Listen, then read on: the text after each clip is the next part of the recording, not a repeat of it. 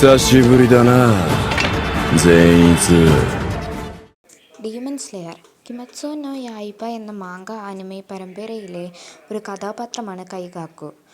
കഥയുടെ ഇൻഫിനിറ്റി കാസ്റ്റിൽ ആർക്കിൽ ഒരു പ്രതിനായകനായി ഇദ്ദേഹം പ്രത്യക്ഷപ്പെടുന്നു. കൈകാക്കുവിനെക്കുറിച്ചുള്ള പ്രധാന വിവരങ്ങൾ. മുൻകാല ജീവിതം. കൈകാക്കു ഒരു അനാഥനും മോഷ്ടാവുമായിരുന്നു. അതിജീവനത്തിനായി എന്തും ചെയ്യാൻ മടിക്കാത്ത വ്യക്തിയായിരുന്നത് അദ്ദേഹത്തിൻ്റെ സ്വഭാവത്തെ സ്വാധീനിച്ചു. കുട്ടിക്കാലത്ത് ഗ്യോമെ ഹിമജിമയുടെ ആശ്രമത്തിൽ കഴിഞ്ഞിരുന്നു. ഒരിക്കൽ മോഷണത്തിന് പിടിക്കപ്പെട്ട് പുറത്താക്കിയപ്പോൾ പ്രതികാരത്തിനായി ഒരു ഡീമനെ ആശ്രമത്തിലേക്ക് കടത്തിവിടുകയും അത് മറ്റു കുട്ടികളുടെ മരണത്തിൽ കലാശിക്കുകയും ചെയ്തു. ഡീമൺ സ്ലെയർ കാലഘട്ടം. താൻ ഡീമൺ സ്ലെയർ കോർപ്സിൽ മുൻ തണ്ടർ ഹാഷിറയായ ജിഗോറോ കുവാജിമയുടെ സെനിറ്റ്സു അക്കാസുമയോടൊപ്പം അദ്ദേഹത്തിൻ്റെ സഹപഠിതാവായിരുന്നു. തണ്ടർ ബ്രീത്തിങ് ശൈലിയിലെ 5 രൂപങ്ങൾ വേഗത്തിൽ പഠിക്കാൻ കഴിഞ്ഞിട്ടും ഏറ്റവും അടിസ്ഥാന രൂപമായ ആദ്യ രൂപം പഠിക്കാൻ കൈകാക്കുവിന് സാധിച്ചില്ല. എന്നാൽ സെനിറ്റ്സുവിന് ആദ്യ രൂപത്തിൽ മാത്രമേ മികവ് നേടാൻ കഴിഞ്ഞുള്ളൂ. വഞ്ചനയും ഡീമൺ പരിവർത്തനവും. ഹാഷിറ പരിശീലനത്തിനിടെ അപ്പർ റാങ്ക് 1 ഡീമനായ കോക്കുഷിബയുമായി ഏറ്റുമുട്ടിയപ്പോൾ ഭയം കാരണം കീഴടങ്ങി ഡീമനായി മാറാൻ സമ്മതിച്ചു.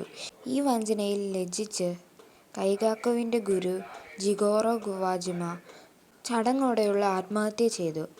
അപ്പർ റാങ്ക് 6 ഒരു ഡീമനായി മാറിയ ശേഷം ഡാക്കി ഗ്യോറ്റാറോ എന്നിവരുടെ മരണശേഷം കൈകാക്കു 12 കിസുകിയിലെ അപ്പർ റാങ്ക് 6 പദവിയിലേക്കെത്തി.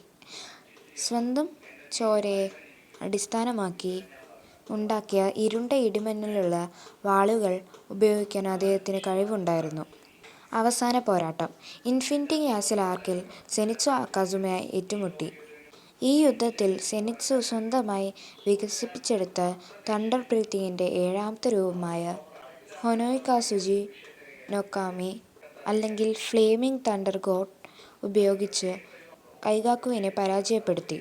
കൈകാക്കുവിൻ്റെ വഞ്ചനയെക്കുറിച്ചും ഗുരുവിൻ്റെ കൊലപാതകത്തെക്കുറിച്ചും സെനിറ്റ്സുവിൻ്റെ സംഭാഷണങ്ങൾ ഈ പോരാട്ടത്തെ കൂടുതൽ വൈകാരികമാക്കി. മരണം. സെനിറ്റ്സുവിനോട് പരാജയപ്പെട്ട ശേഷം കൈകാക്കുവിൻ്റെ തല ചിതറിപ്പോവുകയും മരിക്കുമ്പോൾ പോലും അദ്ദേഹത്തിന് ചെയ്ത തെറ്റിൽ ഒരു ഖേദവും ഉണ്ടായിരുന്നില്ല. ശരിയായ പാതയിലേക്ക് തിരിച്ചറിയാൻ ലഭിച്ച അവസരങ്ങളെല്ലാം അദ്ദേഹം നിഷേധിച്ചു. അത് അദ്ദേഹത്തിൻ്റെ ദാരുണമായ അന്ത്യത്തിന് കാരണമായി.